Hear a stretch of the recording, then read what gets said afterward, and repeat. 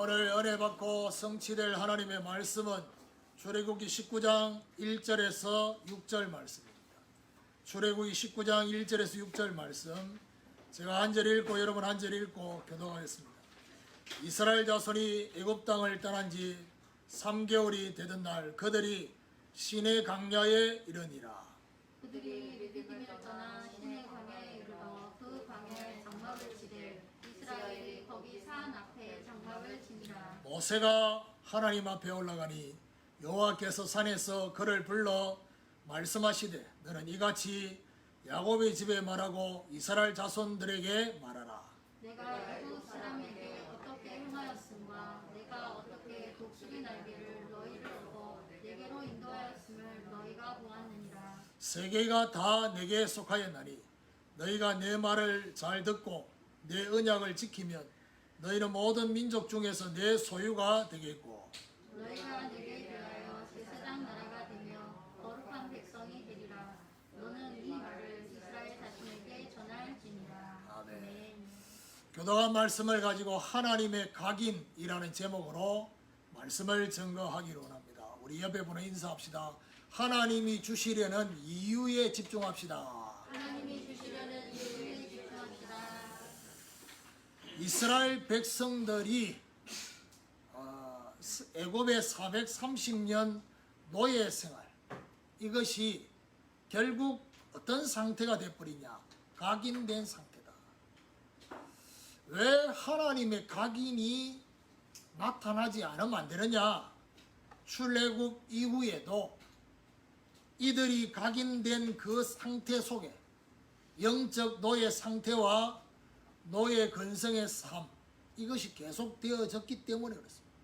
그래서 우리가 성경 지식도 짧지만은 성경에 대해서 왜 출애굽기가 이렇게 굉장히 우리에게 신앙생활하는데 이렇게 강하게 와닿을 수 있느냐? 어떤 면에서는 출애굽부터 가나안 가는 그 여정 전체가 하나님이 이스라엘 백성들을 각인시키는, 그야말로 이렇게 인도한다 이 정도가 아니라 인도하시는 것이 아주 구체적으로 볼 수 있도록, 맛볼 수 있도록, 확인할 수 있도록 기록이 된 이것이 바로 하나님이 각인시키는 것이 나오는 겁니다. 자, 그래서 출애굽의 첫 번째 하나님의 각인은 바로 유월절이었습니다. 이스라엘 백성들 각 집에마다 어린 양의 피를 바른 그 집에는 죽음의 재앙이 넘어가는, 이것이 바로 하나님의 첫 번째 각인이었다 라는 사실입니다. 어떤 면에서 완전히 생명과 죽음을 통한 하나님의 각인이었습니다. 잊을 수 없는 내용이죠. 우리는 성경을 통해서만 이런 일이 있었구나 하지만은 그 밤에 애굽 사람들 전체는 통곡하는 난리가 났습니다. 왜냐? 다 죽었으니까. 그래서 어떤 면에서는 이것 때문에 우리는 살았구나 라는 것을 하나님 각인시키는 거죠. 그러면 광야 40년은 결국 어떤 시간표냐? 하나님의 각인이 계속되어지는 시간표였습니다. 이걸 통해서 이스라엘 백성들 속에 각인된 것들을 빼내는 작업을, 쉽게 말하면 치유하시고 준비시키시는. 왜 우리가 말씀을 받고 말씀을 통해서 훈련을 받고 왜 그렇습니까? 저와 여러분이 그냥 예배를 드리는, 주일이니까 예배 드린다 이래가 절대로 우리 안에 각인이 안 바뀝니다. 주일날 주신 말씀을 왜 굳이 주중에 또 듣고 또 확인하고 왜 그렇습니까? 그것은 결국 저와 여러분 안에 각인된 것을 바꾸는 작업이 그때 필요한 것입니다. 저와 여러분 지금까지 살아오면서 우리가 경험했던 것, 그죠? 봤던 것, 그 다음에 들었던 것, 그 다음에 내가 느꼈던 것, 중요한 사건 환경, 이 모든 것들이 저와 여러분 안에 내가 각인시키려고 하지 않았는데 각인이 되어 있어요. 그러다 보니까 각인된 그것이 어떻게 우리 안에 형성되느냐? 기준이 되어 있어요. 그 각인된 것이 저와 여러분에게 중요한 뭔가를 새로운 걸 만날 때마다 그 각인된 걸 가지고 조명을 해요. 그리고 해석을 해요.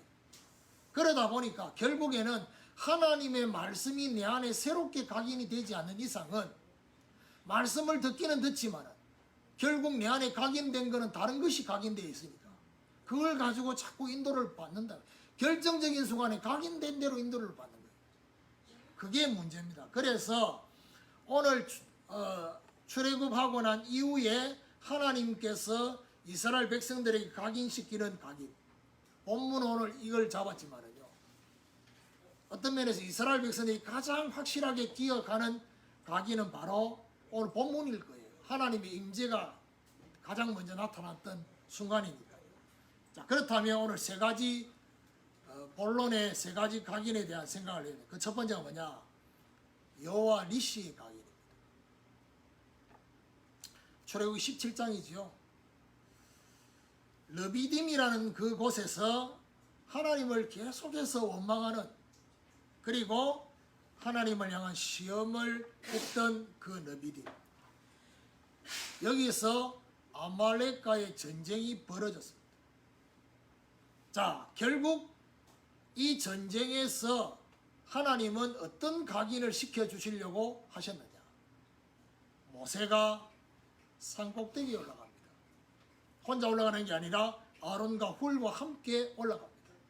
그래서 그 산꼭대기에서 모세가 뭘 하느냐? 손을 듭니다. 그런데 결국 이 산꼭대기는 그냥 산꼭대기 아니라 기도의 산꼭대기가 되는 것입니다. 기도의 산꼭대기에 올라간 모세, 이거는 가장 먼저 뭘 생각해야 됩니까? 산꼭대기라는 위치입니다. 위치. 그러면 결국 아말렉과의 전쟁이 벌어진 그 상태에서 지금 아말렉을 보느냐, 아니면 산꼭대기에 올라가서 보느냐는 것은 완전히 다른 거예요. 왜 우리가 하나님 앞에 기도하고 난 이후에 해석이 달라지느냐? 그거는 저와 여러분 상태가 밑에 있다가 산꼭대기에 올라가면 그동안 보여지지 않았던 것들이 보여지는 겁니다. 이건 뭘 말하지요? 하나님의 눈으로 저와 여러분의 인생의 과거, 현재, 미래를 본 기도였다라는 것입니다. 그러면 그 산꼭대기에서 모세가 뭘 했습니까? 손을 들었습니다. 이 손을 든 것은 바로 뭐죠? 기도의 손을 든 겁니다. 결국 이 기도의 손이 뭘 좌우했습니까? 성패를 좌우했습니다. 아론과 훌이 함께 모세의 손을 붙들어 올렸습니다. 그런데 중요한 것은 방금 제가 지금 예배 전에 지금 이 질문 저 질문 하면서 막 이것 때문에 지금 원고에도 없는 이 지금 뭔가 이게 막 상태들이 막 보이기 시작했어요. 여호와 니시의 각인을 하나님이 이스라엘 백성들에게 각인시켰는데 이스라엘 백성 전체가 각인됐냐? 각인 안 됐어요. 하나님은 각인시켜 주고 싶었는데 이스라엘 백성들은 각인이 안 됐어. 그런데 다행히 이 중요한 하나님 여호와 니시의 각인된 사람이 누구냐? 모세예요. 모세는 정확하게 하나님의 각인시키는 것을 확인한 거예요. 예를 들면 이런 겁니다.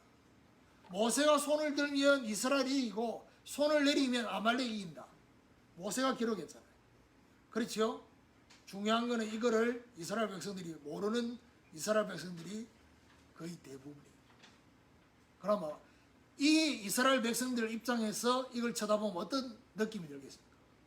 하나님이 도와주셨다. 이 정도예요. 믿음 없는 사람은 어떻게 생각하느냐? 우연이다.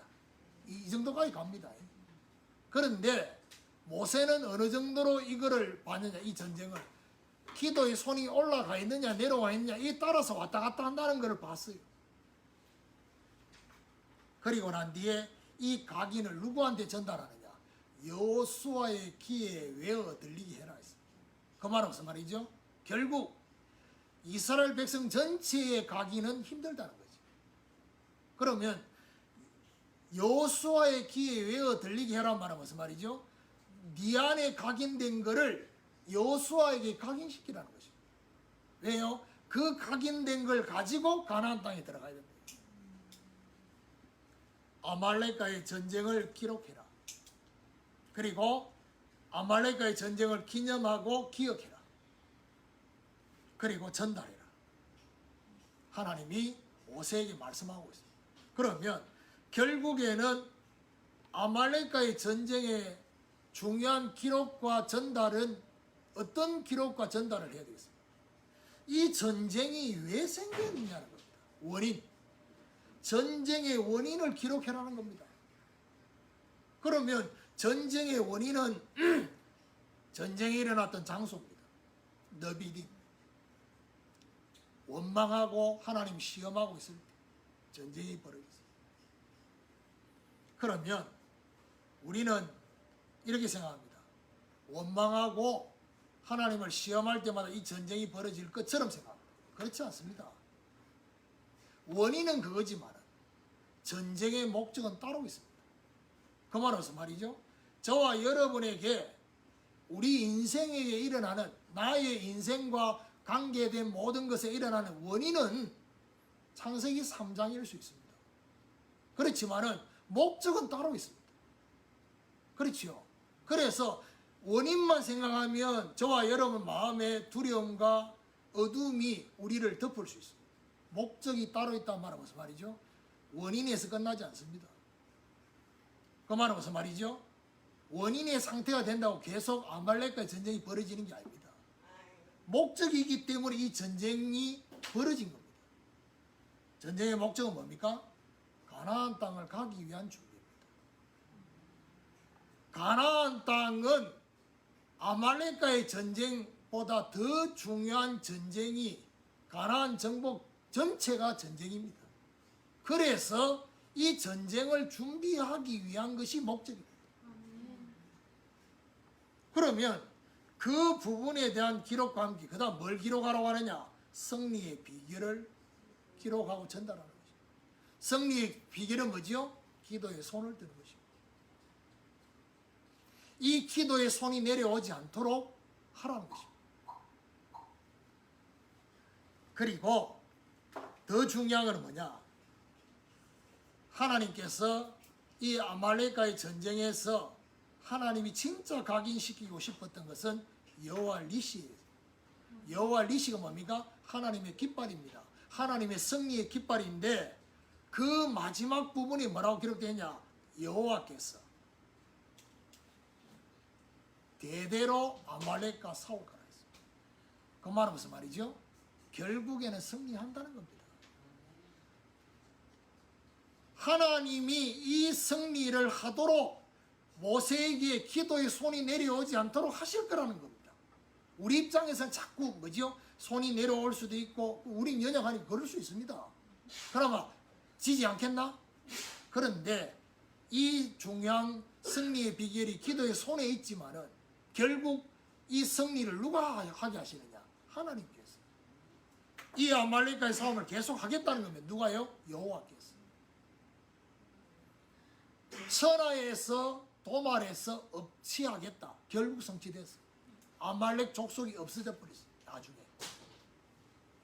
여호와 니시가 계속될 것을 각인시킨 거죠. 두 번째입니다. 하나님의 두 번째 각인이 뭐냐? 새 절기에 대한 각인입니다. 이스라엘 백성들이 가나안 땅을 가지도 않았는데 하나님은 가나안 땅을 들어가서 지킬 절기를 미리 말씀합니다.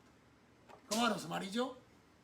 왜 하나님이 보실 때는 10명의 정탐꾼의 보고를 불신앙으로 끝나지 않고 하나님을 향한 반역으로 그렇게 보셨느냐? 하나님은 이스라엘 백성들 전체에게 계속해서 말씀합니다. 가나안 땅에 들어갈 수 있을지 없을지를 말한 게 아니라 들어갈 거다. 들어가서 이 절기들을 지키라. 그 말은 무슨 말이죠? 그 말씀을 하시는 하나님의 의도는 이 가나안 땅은 우리의 선택 상황이 아니라는 겁니다. 하나님이 반드시 성취하실 상황이라는 것이죠. 그런데 10명의 정탐꾼은 선택 상황으로 본 겁니다. 그래서 하나님이 반역으로 본 겁니다. 이게 우리에게 그냥 단순히 불신앙이 아닙니다. 하나님의 존재에 대한 불신앙으로 끝난 게 아닙니다. 하나님이 말씀하시고 그 말씀을 성취하실 것에 대해서 반대인 겁니다. 그래서 반역인 거예요. 그러면 세 가지 지켜야 될 절기가 뭡니까? 유월절, 맥추절, 수장절입니다. 이거 1년에 반드시 3번은 이 절기 지켜야 된다 했어요. 그래서 제가 지금 금요기도에 출애굽기 메시지 하면서 얘기했죠. 6월절에 있어서 가장 중요한 게 뭐라고요? 구원이라 했습니다. 어린 양 그리스도를 통한 구원의 은혜를 잊지 말라라고 했습니다. 그런데 중요한 거는요. 어린 양의 그 피를 바른 그 구원의 은혜를 1년에 한 번만 기억하라고 하시지 않습니다. 이거는 집중적으로 7일 동안 지켜야 될 절기지만은 10계명의 제4계명 안식일을 지키라고 하는 이 말씀에는 신명기 5장의 두 번째 10계명에서는 뭐가 추가됐습니까? 애굽 땅 종되었던 곳에서 너희를 인도한 나 여호와를 안식일마다 기억하라 했어요. 그 말은 무슨 말이죠? 1년에 한 번이 아니라 매주간마다 구원의 그 은혜를 잊지 않고 그 은혜 속에서 시작해라 라고 말씀하고 있습니다. 그 다음에 맥추절은 뭡니까? 맥추절의 인도는 가나안 땅에 들어가서 곡식 씨앗을 뿌려서 첫 번째 열매를 거둔 수확, 첫 열매입니다. 맥추절. 그래서 하나님의 나라를 이루는 가나안 땅입니다. 광야도 아니고 애굽 땅도 아니고 가나안 땅에서 추수하는 첫 번째 열매. 이거는 뭘 말합니까? 본론 인생입니다. 하나님의 나라를 이루는 본론 인생의 첫 영혼 열매를 거두는 것이 바로 맥추절이다. 세 번째는 뭐죠? 수장절입니다. 수장절의 중요한 키는 6월절은 구원이요, 맥추절은 인도요, 수장절은 열매라고 했습니다. 그냥 첫 번째 작은 수확이 아니라 차고 넘치는 열매를 창고에 저장하는 것이 바로 거두어서 저장하는 걸 보고 수장절이라고 합니다. 그러면 저와 여러분의 인생이 우리의 시간, 물질, 에너지 모든 것들이 결국에는 어디로 연결되어야 되느냐? 하늘 창고로 연결돼야 돼요. 하늘 창고에 저장하는. 그런데 그 하늘 창고에 저장하는 것 중에 가장 중요한 저장이 뭐겠습니까? 영혼을 저장하는 겁니다. 전도한 영혼. 그러면 하늘 창고에 저장하는 이것이 우리가 천국 갈 때 면류관을 얻는 그것으로 끝나는 것이 아니라고 했습니다. 하늘 창고에 저장하는 이것이 예수님이 뭐라고 말씀했냐? 너희 보물을 너희를 위하여 하늘 창고에 저장해라. 그러면 거긴 좀도 없고 동록도 없고 도적이 없다. 그 말은 무슨 말이죠? 복리이자로 저와 여러분에게 계속 우리에게 나타난다는 겁니다. 그래서 수장절 속에는 뭐가 있느냐? 저장하는 거로 끝나는 게 아니라 지속되는 역사로 나타납니다. 그래서 그런 거 있잖아요. 저와 여러분, 우리 주변에 많은 성도들이 있습니다. 그런데 실제 우리가 생활을 하면서 여러분 자신을 한번 점검해 보시기도 하고 다른 분들도 한번 보시고 내가 잘 안 보이면 다른 분들 한번 보시라고. 그런 거 있잖아. 나는 객관적으로 못 보는데 남을 볼 때 너무 객관적으로 잘 보는 거 있잖아요. 그래서 그렇게라도 한번 보시라고. 우리 주변의 가족들이나 중요한 뭐 누구를 쳐다보고 이렇게 볼 때 불필요한 지출, 안 해도 되는 지출이 있잖아요. 그 지출이 계속 벌어지는 사람들이 있어요. 그거는 간단합니다. 진짜 하나님이 원하는 지출을 안 했기 때문에 불필요한 지출이 계속 벌어지는 거예요.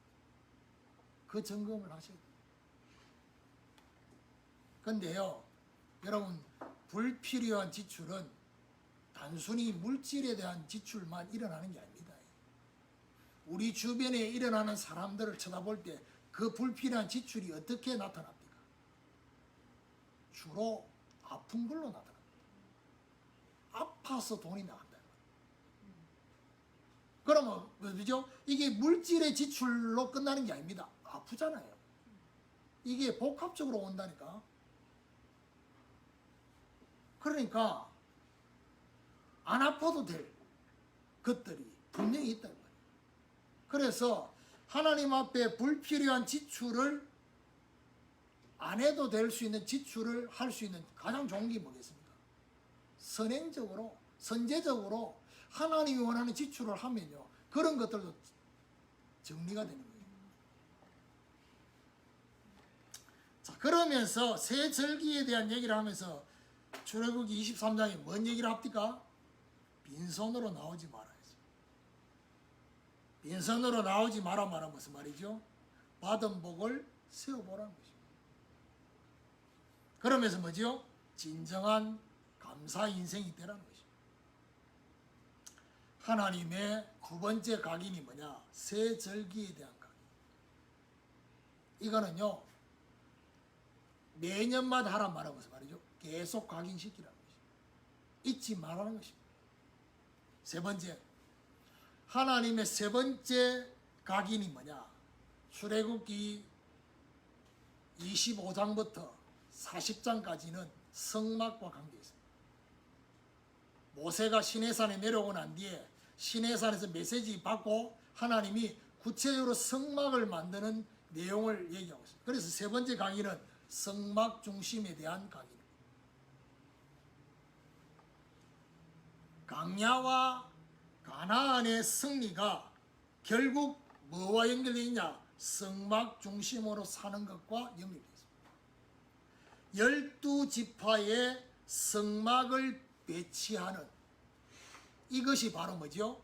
성막을 중심으로 12지파가 세 지파씩 나눠서 12지파 배치되어 있습니다. 이거는 뭐죠? 성막 중심으로 살아라.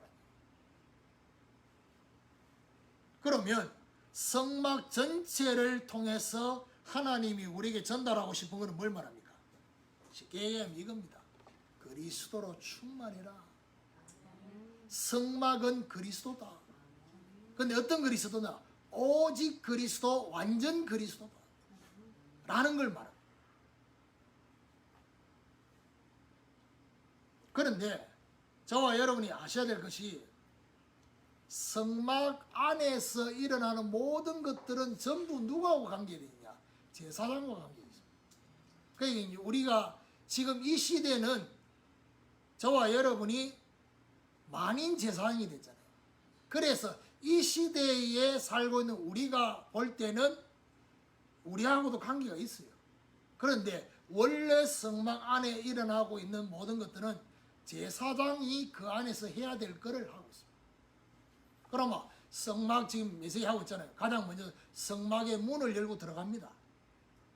그 문을 열고 들어갈 때 그 문의 입구에 뭐가 되어 있습니까? 청색, 홍색, 그 다음에 자색, 그 다음에 가늘게 뺀 배실 흰색, 이 네 개 이게 뭐지? 휘장이 앞에 가려져 있습니다. 그 네 가지가 결국 그리스도, 바로 그리스도 구원자의 자격 네 가지라고 했습니다. 그걸 통과해서 들어가는 거예요.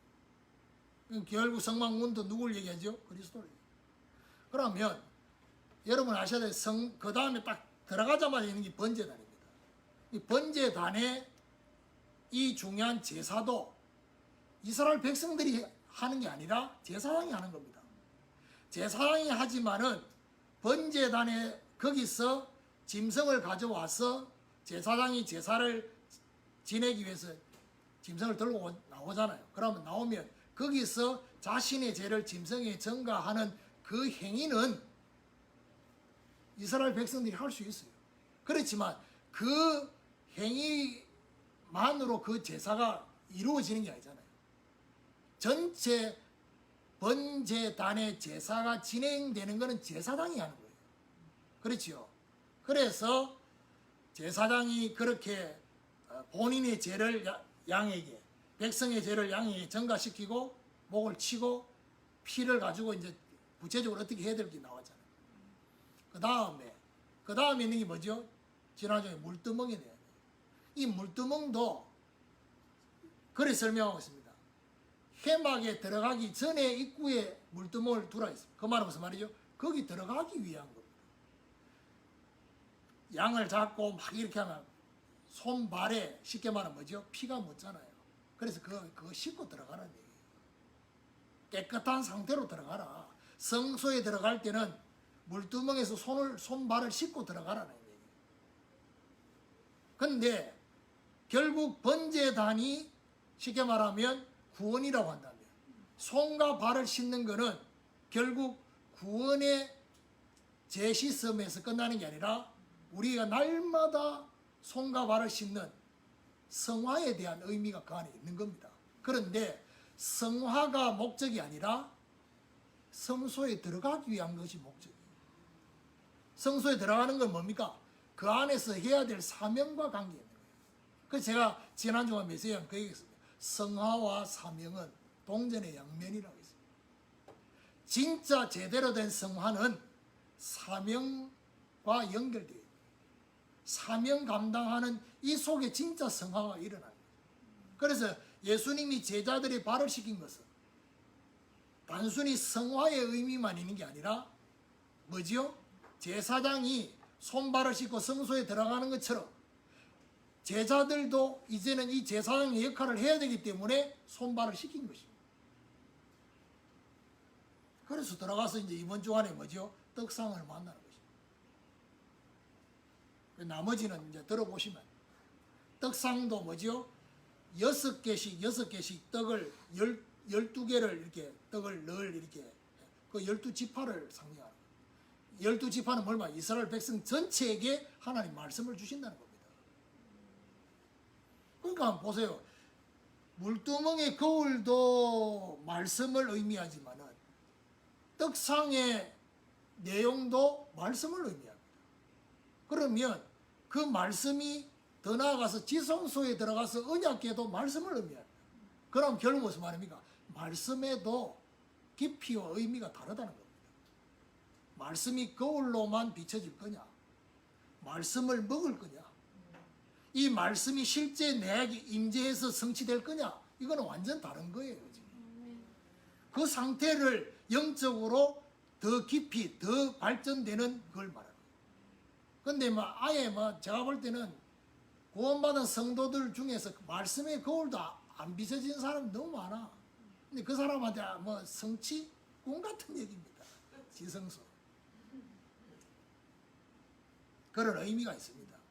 자, 그런데 성막이 다른 말로 표현이 되어 있어요. 그게 바로 뭡니까? 회막입니다. 회막은 뭐지요? 모일해자. 성막은 그리스도를 상징하지만은 거기 하나님과 이스라엘 백성들이 만나지는 그 상태를 보고 말하냐? 회막이라는 것입니다. 이건 뭘 말합니까? 예배를 말합니다. 함께 모여서 예배하는 회막. 예배를 통해서 뭐지요? 하나님의 임재를 체험하는 것입니다. 요한복음 4장 24절. 하나님은 영이시니 예배하는 자가 영과 진리로 예배한다 했습니다. 자, 중요한 것은 뭐지요? 하나님의 영광과 이스라엘 백성들의 그 상태가 불신자일 때는 하나님의 영광과 완전히 이룰 수 없는 분리되어 있잖아요. 그런데 오늘 출애굽기 19장에 보면 하나님의 영광이 어디에만 있었습니까? 시내산에만 임했습니다. 그렇죠? 시내산에만 하나님의 영광이 임했는데 중요한 것은 뭐냐? 그 영광이 임할 때 이스라엘 백성들에게 뭐라고 말합니까? 가까이 오지 마라 했습니다. 그렇죠? 그런데 성막이 다 지어지고 난 이후에 성막에 임하는 하나님의 영광은 가까이 왔잖아요. 무슨 말입니까? 결국 그리스도를 통해서 하나님의 영광이 임한다는 겁니다. 저와 여러분이 하나님이 하나님의 영광과 가까이 하지 말란 말은 이 중요한 부분을 인간 스스로의 그 사견이나 세상적인 방법이 아니라 그리스도를 통해서 하나님의 영광을 맛보는 것이다. 그래서 가까이 하지 말라는 거예요. 성막이 다 지어지고 난 뒤는 시내산에 임했던 영광이 성막으로 옮겨진 거예요. 가까이 이스라엘 백성들이 있는 그 속에 하나님의 영광이 임재했단 말이에요. 자, 그래서 그 다음에 성막과 연결된 단어가 뭐냐? 장막입니다. 이 장막은 결국 이스라엘 백성들 각자가 사는 집과도 연결되어 있습니다. 그러면 어떤 장막입니까? 성막과 회막이 담긴 장막이더라는 것이죠. 무슨 말이죠? 그리스도와 예배가 있는 각 가정의 장막이 되라는 것입니다. 그 의미입니다. 그래서 결국 출애굽기 40장에 성막을 따라서 하나님의 영광의 구름이 거기 임한 걸 보면서 따라서 이제는 움직이다. 가고 서고. 그런데 그걸 어떻게 했습니까? 눈으로 봤다 했습니다. 하나님의 영광이 임한 거를 이스라엘 백성들이 계속 봤습니다. 그 말은 무슨 말이죠? 각인된. 하나님의 영광을, 하나님의 임재를, 하나님의 인도를 보면서 따라서 가라는 얘기입니다. 땅만 쳐다보고 있지 말고 그거 보면서 가야 될지 서야 될지 그렇게 보라는 것입니다. 이게 하나님의 각인 세 번째, 성막 중심의 각인. 결론입니다. 하나님의 각인에 대한 적용을 해보면 오늘 출애굽기 19장 이 시내산의 하나님의 언약식, 이스라엘 백성과 언약식. 제가 왜 이걸 본문으로 잡았냐? 사실은 이스라엘 백성들 입장에서는 제일 충격이 될 만한 각인이 뭐겠냐? 이 본문입니다. 하나님의 첫 번째 영광을, 그것도 뭐지요? 3일 동안 준비하고 구름 가운데 하나님이 임재하시는 그거를 이스라엘 백성들이 차마 제대로 지켜보지 못할 정도로 그렇게 하나님의 산 시내산에서 여호와의 언약식이 일어났는데 여기서 주신 메시지가 뭡니까? 제사장 나라, 거룩한 백성. 내 말을 듣고 지키면 너희는 거룩한 백성이 되고 제사장 나라가 된다. 하나님과 세상의 중보 역할을 하는 제사장 나라의 역할을 할 것이다. 결국 하나님의 각인은 어떤 의미가 있겠습니까? 전 세계와 후대에게 전파하고 전달해라. 그래서 저는요, 오늘 저와 여러분 인사할 때 말했습니다. 하나님이 주시려는 이유에 집중하다. 그 말은 무슨 말이냐? 오늘 하나님이 이렇게 우리에게 여호와 니시를 새 절기를 성막 중심에 대한 각인이 일어났는데 중요한 건 뭐냐? 이 이유를 알아채지 못하면 우리에게 각인이 안 된다. 이스라엘 백성들에게 마치 하나님 입체적으로 각인시켜 줬는데도 대부분은 각인이 안 됐어요. 왜냐? 이유를 놓쳤기 때문에. 이거는 뭐하고 관계 있는 줄 압니까? 신앙생활을 하는데 예수님이 그리스도다. 예수님이 우리의 구원자다 라고 하는 이것이 맞는데 왜 예수님이 그리스도이어야 하느냐 하는 것은 다른 문제예요. 예수님이 왜 그리스도로 오셔야 되느냐 하는 것은 다른 문제다. 우리를 구원하시는 분은 하나님이 주신 방법 그리스도인데 왜 그리스도가 필요하냐? 이유입니다. 결국 무슨 말이죠? 이 이유를 알아야지 그때 비로소 저와 여러분에게 오는 것이 뭔지 압니까? 오직입니다. 그냥 그리스도가 아닙니다. 오직입니다. 결국 이유를 발견한 그리스도입니다. 이 땅의 모든 교회 성도들 구원자가 예수 그리스도라는 거 압니다. 왜냐? 어떻게 알고 있냐? 꼬맹이들 물어보세요. 왜 예수 그리스도가 구원자냐니까 우리 엄마가 그리스도가 구원자라고 얘기했어요. 그게 그냥 단순히 꼬맹이의 말인 줄 압니다. 많은 어른들은 그래 생각을 안 하고 있을 줄 압니다. 그래 생각하고 있다니까. 하나님이 우리에게 구원자로 주신 분이 그리스도이기 때문에 우리는 그리스도를 믿는 거야. 이래 알고 있는 사람이 많다니까. 그래 말고 왜 그리스도이어야 돼? 왜 우리에게 그리스도이어야 되느냐? 라는 이유를 찾지 못하면 오직이 안 된다. 여호와 니시는 결국 뭘 말하지요? 우리의 승리가 아니라 하나님의 승리를 전달해라. 새 절기에 대한 감사는 뭘 말합니까? 하나님의 구원, 하나님의 인도하심, 하나님의 열매를 뭐요? 전달해라.